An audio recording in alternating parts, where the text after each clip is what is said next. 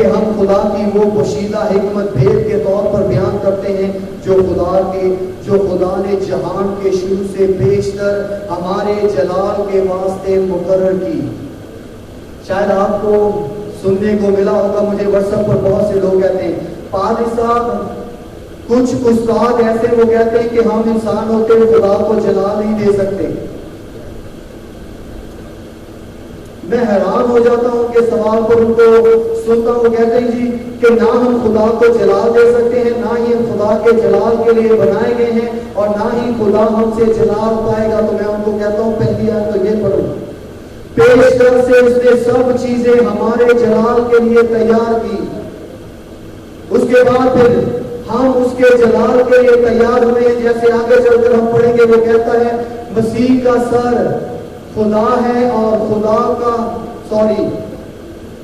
عورت کا سر مرد ہے اور مرد کا سر مسیح اور مسیح کا سر خدا ہے.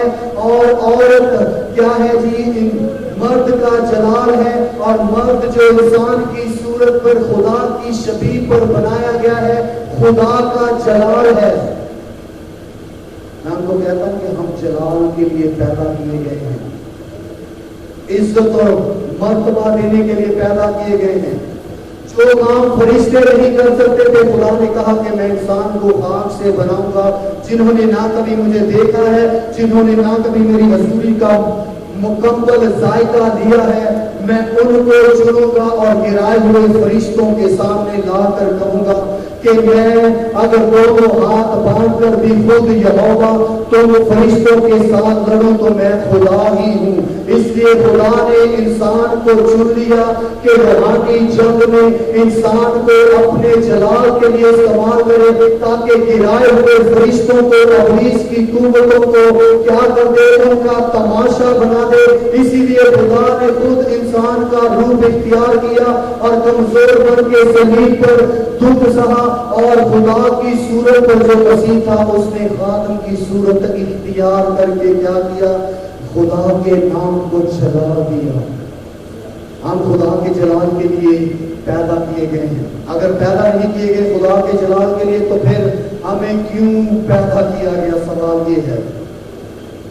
پالوس رسول کہتا ہے خدا نے جہان کے شروع سے بیشتر ہمارے جلال کے واسطے مقرر کی, اور اس جہان کے سرداروں میں سے کسی نے نہ سمجھا, کیونکہ اگر سمجھتے تو خدا کے جلال کے خداوند کو مسلوب نہ کرتے, بلکہ جیسا لکھا ہے ویسا ہی ہوا.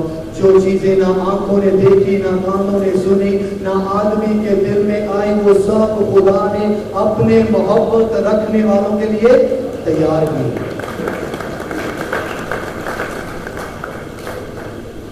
چوتھا نقطہ, 3 اقسام کے لوگ, جسمانی, روحانی, دنیاوی.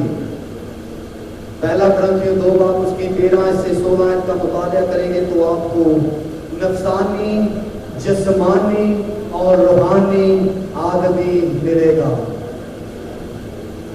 نیند تو نہیں آئی جی؟ ہاللیلویا. جسمانی, نفسانی اور دنیاوی. تو یہ ہے جی پہلے 2 ابواب اور اس کے بعد بھی 3 باب باقی ہے.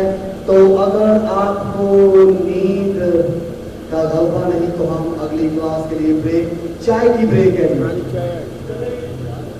پادری صاحب کہتے جی میں بھی نہ رہی ہوں, چاہ ساڈا کی ہے جی پٹرول, تیری پتی والی ہونی چاہیے. ہاللیلویا. خدا باپ تیرا شکر کرتے ہیں یسوع کے نام میں. خدا ہماری چائے کو پٹرول نہ بنانا بلکہ خدا دیسی گھی بنا دینا یسوع کے نام میں. آمین. پٹرول پی کے بندہ نہیں بچ سکتا, اس کر کے پٹرول نہیں پینا. خدا آپ کو بولتے اگلی کلاس میں پھر ملتے ہیں جی.